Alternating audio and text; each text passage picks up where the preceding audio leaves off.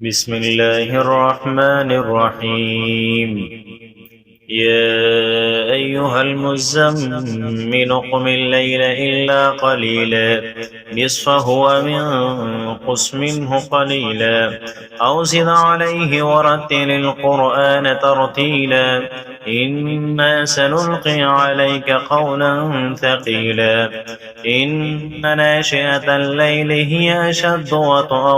وأقوم قيلا إن لك في النهار سبحا طويلا واذكر اسم ربك وتبتل إليه تبتيلا رب المشرق والمغرب لا إله إلا هو فاتخذه وكيلا واصبر على ما يقولون واهجرهم هجرا جميلا وذرني والمكذبين أولي النعمة ومهلهم قليلا إن لدينا أنكالا وجحيما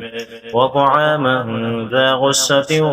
وعذابا أليما يوم ترجف الأرض والجبال وكانت الجبال كثيبا مهيلا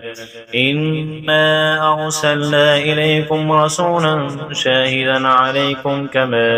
أرسلنا إلى فرعون رسولا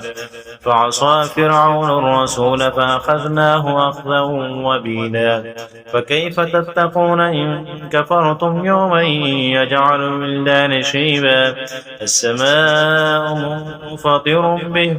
كان وعده مفعولا إن هذه تذكرة فمن شاء اتخذ إلى ربه سبيلا إن ربك يعلم أنك تقوم أدنى من ثلثي الليل ونصفه وثلثه وطائفة من الذين معك والله يقدر الليل والنهار علم أن لن تحصوه فتاب عليكم فاقرؤوا ما تيسر من القرآن علم أن سيكون منكم مرضى وآخرون يضربون في الأرض يبتغون من فضل الله وآخرون يقاتلون في سبيل الله فاقرؤوا ما تيسر منه وأقيموا الصلاة وآتوا الزكاة وأقرضوا الله قرضا حسنا وما تقدموا لأنفسكم من خير تجدوه عند